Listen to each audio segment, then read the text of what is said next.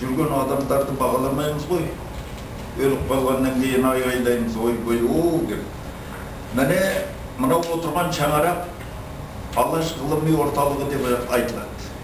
Міне осы кісілер сонау сақ заманынан бері қарай жаңа 41 тайпаның, 43 тайпаның түгел тарихын жазып жатыр.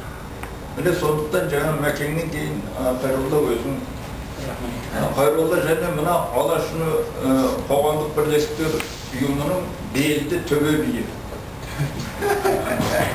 Міне төбе биі отыр. Мәкең сөйлейсіз қазір. Жаңағы мынау айтып жатқан жаңағы таңбалас, енді Қазақстанның территориясы қай жерін қарасаң да енді киелі, қай жер бар жерде тарих қой. Таңбалтастар енді мына жерде Қапшағайдың ар жағында таңбалтас бар, мына Ұзынағаш жақта таңбалтастар бар. Содан соң мына жақ енді бұл ұлдала, вообще бұл жер вообще зерттелмеген. Баяғыда Совет үкіметі кезінде 50 жылдардан бастап, осы 80-90 жылға шейін айналада тек экспедициялар жүрді, орыстар жүрді. Оларда 20-30 машина, үлкен несімен, кішкентай кезінде көретін экспедиция өтеді, жарты сағат, 1 сағат өтеді. Солар барып, ана жаққа білген істеді. Бір қазақ, біреу оны не алмады, ол кезде сөгіп жасады. Мына тастарды, ол қанша тас кетті, бір ала біледі. Мынау қалғаны қызыққа жарды. Мына Мәкең айтып отыр, жаңа өткен жылында осы тарихшыларда Монғолия территориясын машинмен аралап, палатпен басына жатып бәрін айналып қайтқан. Орыстардың гарнизоны мына Ұлан-Батырдың ар жағында Толы көктің несі 180 жерде Толы көктің несі тұр. Жаңағы содан балбал тастар бар 1 километрге шейін. Онда балбал тастарда мынандай қойылған бәрінде әрбір ұры қатысқан ұрудың таңбаларымен тұр. Ал енді автоматпен кешке шығып әбәден тұрған тастың мынандай жерін атып түсірген. Сол кезде Олжасқа қалған ан жақта көріп, айқай шу шығарып, жаңа Монғолияда Москваға бірден звондап сөйтіп бар тоқтатқан жаңағы. Болмаса, оның өзінде де қанша тас кетті. Енді әзір қарап отырсақ, біздің тарихымыз, біздің шыққан тегіміз Монғолияның Ұлан-Батыр бер жағы біздің территорияға. Сол жерде жатыр. Қанша тастар жатыр. Мәкең айтты жаңағы, неге мынандай материал бар, археологияда, мына тасқа суылап жабысып қалады ішіне, содан үсті мынандай немен, карандашпен өзің іспесі, сонымен не алады, ана тастың бәрі жазу шығарады. Енді, ана Монғолия, оған біздің нелер керек жоқ тарих. Олардың имандылығы, олардың өте бір керемет халық екені, ана сақ дәуір, бәрі бұлар үйіліп жатыр ғой тастар. Ал монғолдар тауды етегінде сондай тастан жаңа кішкене қойына анауына не салып жатыр. Мына тасқа тимей, таудан алып келеді. Кейін дейткен. Трактор жер жыртса, жаңа айналып өтіп кететкен, тимей. Сол біздердің, Құдайға шүкір, солардың, мына монғолдардың ниетінің дұрыстығында біздің сақталып отыр. Ал енді мына таудың жоғары жағында қанша нелер тауып жатыр. 2000-3000 жаңағыдай жазылған нелер таңбалар. Ешкім зерттеп жатқан жоқ.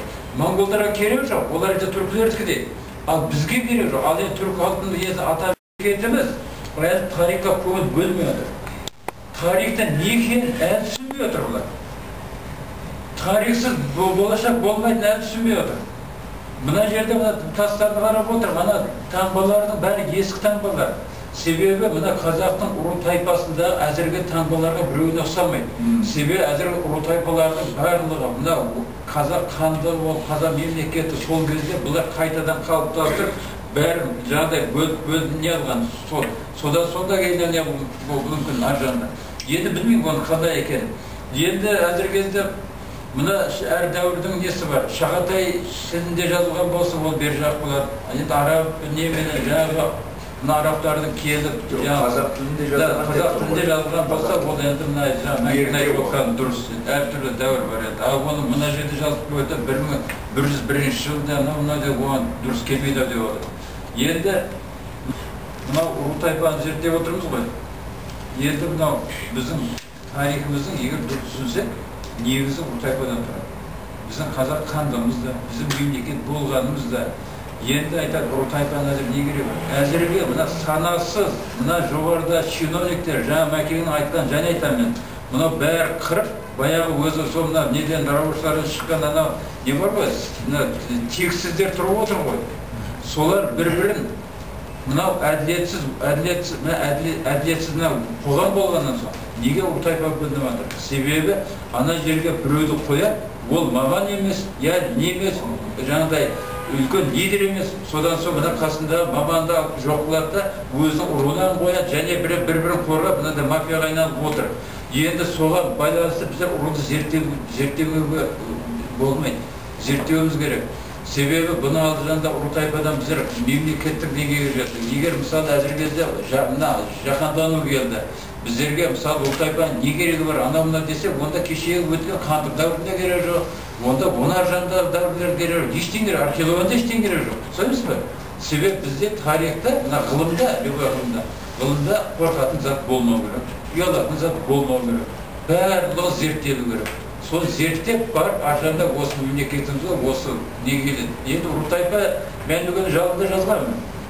Ұртайпа не болады? Біздің бабаларымыз өзінің тарихын шежіресін 500 жылға шейін білген.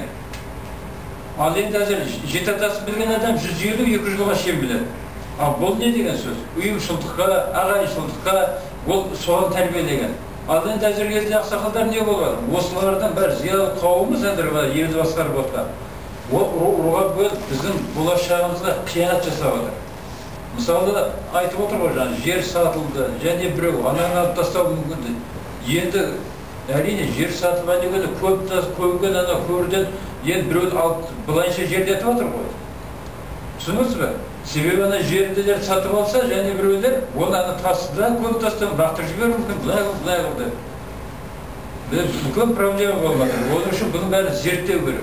Себебі әзір енді мәкең айтып отыр ғой, біздердің ежел дәуірден бергі тарихымыздың ешбір кезегі зерттелген жоқ. Мына мәкеңдердің атсалысуымен, сонша неғылуымен, алаш қозғалысына зордан бір көңіл бөлді. Солай емес пе? Басқа қай кезеңге көңіл бөлді? Қай біздерде еш мынау кезеңге біздерге баға берілген жоқ. Саяси баға болсын, зерттеліп, мынандай болады. Ол жоқ әзір. Бірақ та біздер енді үмітсіз шайтанның ісі, үміттенеміз енді. Мына істеп жатырмыз, жұмыс істеп жатырмыз. Енді ертең жоғарыдағы биліктегілер өзгеруі мүмкін, ішінде бір иманды біреу келуі мүмкін, бұлардың бәрі қолға алуы мүмкін. Енді жеп, онда бір шегі болады ғой, әр заттың шегі бар, тойу керек. Мәкеңдердің Советхан ағамыздың бастап отқан ісі, әнегені маған бір айтып еді, мен айтым онша көңіл бөлмемеді. Содан соң кейіннен қарап отырсам, әзір кезде действительно үлкен мағынасы бар заттар, осылардың бәрін зерттеуіміз керек. Рахмет. Айналысып жатқан мекемелер бар, үлкен қаржы бөлініп жатыр. Бізден жаңа ой келіп отыр, қазір реставрация бар. Соны мысалы әнегені сонымен бір жерде кездесіп қалған кезде, мысалы Айтеке бидің басын көтеруге ана жақта қазақтар өздері салып не алса, мынау айтады, $3 миллион бөлінді, соны мынандай істеп жатырмыз деп, сонда мен таң қалған. Сонда бұл дайын затқа ана жақтан бір ақшаны бөліп алып кетті ғой деген сөзді ойыма келді, Құдай керсін енді. Білмеймін, білмеймін. Енді мен ойлап отырмын. Үкіметке жазу керек, қазір реставрация жазу керек, археология жазу керек, содан соң мына жерде штурмовать ету керек. Әзіресе қаншасы түсіп жатыр, солар планына кіргізсін. Себебі үкімет бәрібір ана консервация кіргізеді. Ол біздерге ешқандай ақша бөлмейді. Қоғамдық ұйымдар көтереді мәселені. Содан соң барып анаған соны қадағалау керек. Оларды шақырып бір